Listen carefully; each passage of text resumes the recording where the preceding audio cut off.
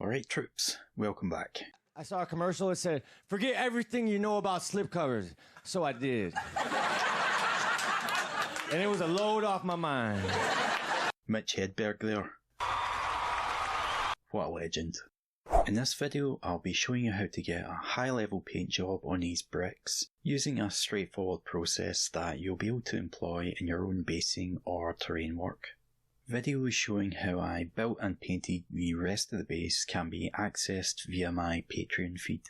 It's a really engaging effect and simple to do, so just chill out for a few minutes and I'll walk you through the process. You'll begin by zenithal priming the bricks, and you do that by first priming them in black. I use some Games Workshop Chaos Black Spray, but you can use whatever you like. Then once that's dry, you're going to spray once more, this time using white, spraying the bricks from above, being careful not to get a full coverage from the paint. That should leave you with this nice speckled pattern on the surface, and with some of the black still showing in the shadows. We'll start off with quite a dark reddy brown tone. I'm using Vallejo Armour Brown, and I'm just going to make two different glaze mixes with it, just by adding some water. One fairly thin, and the other a bit thicker. We'll start off with that thinner consistency, and we'll begin to draw that lightly over the bricks. It doesn't matter where you begin, just pick a brick at random and go for it. You don't want to lose the fine detailing from the primer, so don't be in a rush to get a strong colour there. I'll do that again on this one here. Notice I'm using the brush to draw off any excess liquid from the surface. When it pulls up, just put your brush back into that area and gently pull it back over the brick, allowing the bristles to draw the liquid up and back into the brush. You can control how much of the glaze comes off the brush by how much pressure you apply. The harder you press, the more liquid will go onto the surface, a bit like wringing out a mop or a wet cloth. I did create a little bit of a stain there just from being a bit too slow with drawing off the excess, but if that happens to you, don't worry about it. We're actually a lot less fussed about staining than usual, because bricks generally have a lot of discoloration and natural stains on them anyway, so if you mess up a bit here and there, it's actually going to help you to get a better effect. To continue, we're going to take some of that thicker glaze and just place it on one end of the brick. Then, while it's still wet, we'll switch to a second clean, slightly damp brush and just feather out the edges of the glaze, pulling it over the surface of the brick with a relaxed back and forth motion. When you're doing this, you want to be quite gentle with the brush. That way the excess liquid will be drawn up back into the bristles. As you move the brush, the glaze is essentially stretched, making it thinner and thinner, and that way you get a nice gradual gradient. You can see that stain is also more obvious now because we've essentially made it darker by applying another layer of paint. So we are essentially going to repeat that basic approach for each brick, but we'll try to vary the colour on each one by adding more or less layers, so that you have a mix of different looks across the bricks. You don't want them all to be the same colour. Also, try not to think in terms of highlights and shadows when you're doing this. It's more like you're creating shifts in colour, so with that in mind, you're going to want to vary the direction that you apply the glazes onto the bricks. You don't want the colour all going in the same direction, that would end up looking pretty weird. Don't forget to do the sides, by the way.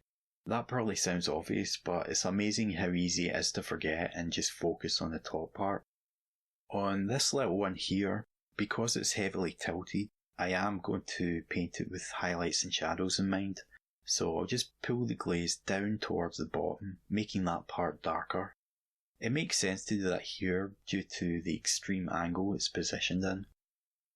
The rest are fairly level, so if you imagine a general light source, they'd all be fairly evenly lit, so we can go for a more unspecific, semi-random colour variation on them instead. We'll introduce a new colour now by adding a bit of chestnut ink into some armour brown, and again thinning it down to a glaze consistency with a bit of water. This is just to help the bricks look a bit more interesting. We'll apply that just like we've been doing by gently drawing the glaze over the surface of the brick in order to tint it. You can see this has more of a sepia colour to it.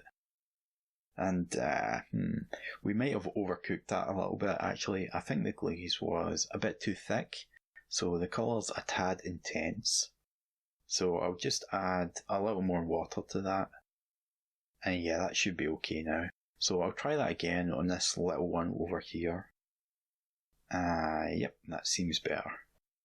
Remember, you don't want to lose too much of the grain from the primer, so try and be pretty conservative with how the glazes are covering. To knock back the sepia tone on that larger one, we'll just take some of our thinner armour brown mix and apply it over the top. That should take the edge off it a bit and make it somewhat less intense. We'll continue that process, just applying the glaze over the bricks to give them some more colour. You can go back over ones you've already done in order to darken down areas. Remember, you want some bricks to be darker than others, so try not to make them all uniform. Also, don't worry if you think it looks a bit naff at this early stage. It will start to look more convincing as you continue to work on them. If you're not sure how much your glaze is going to cover, you can test the transparency out on your thumbnail. Then you can make any adjustments you feel you need, so if you want it more transparent, you just add a bit more water. Or if you'd prefer it to be more on the opaque side, you can just mix in a little more paint. Just remember to retest it after you make the changes. I'll use that more sepia tone here to do a couple of the bricks, just to help break up the monotony of all that straight armour brown. It's actually quite a straightforward process, and it's fairly relaxing too.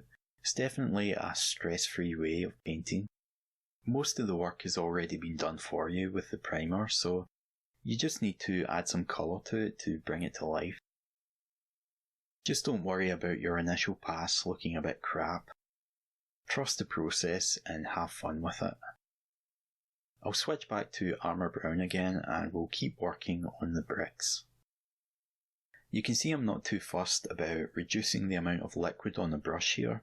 That's because you can actually use the glaze almost like a wash here, except you're not allowing it to pool too much. When you're using glazes to cover up a transition, it can be very difficult to draw the liquid off the surface, because you're generally working on a very small and sometimes quite awkward area. But here we're just covering the whole element in the glaze, so it becomes a lot easier to manage it. Again, don't forget the sides or you'll be feeling a bit silly later on.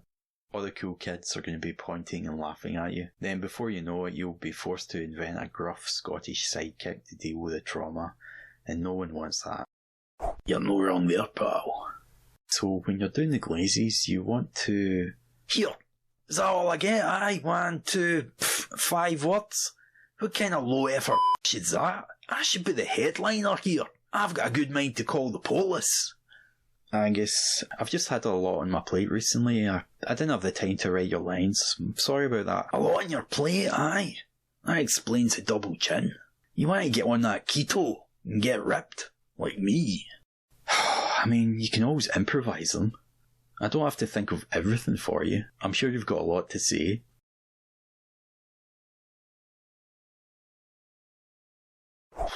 Guess not. Anyway, as I was saying, on your first pass, don't worry too much about creating some kind of transition. Just work on tinting the surface to get a bit of colour on there. You can mess with the way it looks as you apply extra layers. I'll grab that sepia colour again and we'll fill in this little one here. So I'll just give it a quick glaze to get some colour on it. And maybe we'll add a bit more on this one here, pulling the glaze down to that long side to make it a bit darker. I'll switch back to the armour brown again and just work on filling in the rest of the bricks. I'll also start to create some more variation to the surfaces by going over them and pulling the glaze up to one side of the brick. Like here on this one, I'm pulling it up to the short edge just to make it darker on that left side there. And again, make sure you do the sides. You don't want them to end up left with that white primer showing. It's not a good look. The glaze dries pretty quickly, so we can go ahead and add some variation on the top, pulling the glaze up and over to that long edge. Again, remember we're making these decisions on where to make the colour more intense fairly randomly. As long as it's not the same on every brick, it's going to look pretty good. We'll do a bit more work on the broken ones off to the side here, just making them darker towards the lower edge. You can see I'm always keeping the paint really thin and simply drawing it over the surfaces, letting the primer do most of the hard labour for us. As long as you don't overwork the surface too much, you can't go far wrong with this. Alright guys, so all we need to do here is keep working on it using that simple process of applying thin glazes over the bricks. Make some light, some dark, and have the colour going in different directions for each one without worrying too much about staining, because that's just going to add to the effect. Alright, I'm going to go grab a cup of tea and I'll be right back.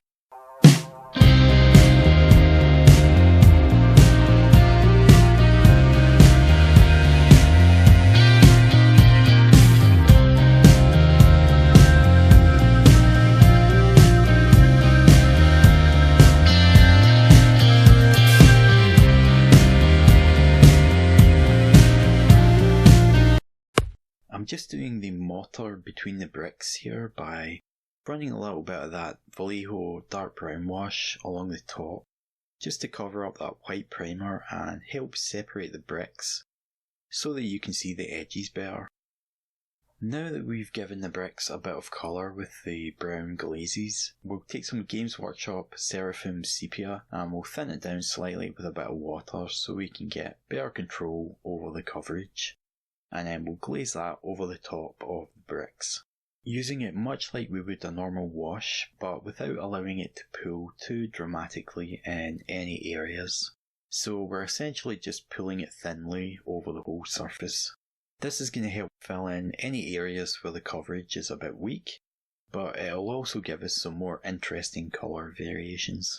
Once that's dried, I'm going to take some Army Painter Strong Tone and just place it on the bricks nearer the edges of the base. This is going to darken them down slightly, leaving the middle where the model is going to be a bit brighter, thus hopefully drawing more focus towards the miniature. So you're essentially creating a subtle focal point as your eye is naturally going to be drawn to things that are brighter. It's up to you how dramatic you want to make this. I've gone for a more subtle effect, but you could add a few more layers of the wash and make it much more obvious if that's what you prefer. A lot of painting is just down to personal preference really. It's not about following guides, it's about what you want to achieve. If the effect was maybe a bit too subtle, so another layer should do it. You can see the way I'm pulling the brush towards the outside edge of the base. That's so the wash collects more around the outer edge of the brickwork. This ensures we get a nice fade into the colour rather than just an abrupt shift from light to dark.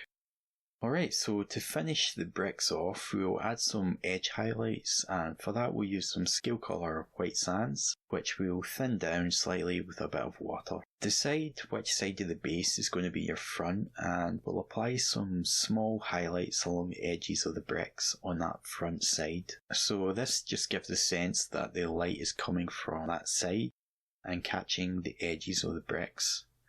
You can also use it to pick out any extra little details here and there, like this mark for example. When you're doing the edges, try not to totally cover them with a solid highlight. Add some variation to it by applying little dots and lines here and there. You can use the natural wear along the edges of the bricks to guide where to put these, or you can just make it up as you go, especially if there isn't any wear. So try to be a bit random about it and don't end up with an obvious pattern. That's the most important thing. Notice the way that if I do add a solid line, it's generally applied fairly lightly, and then I'll come back in and place a few smaller and more opaque highlights over the top.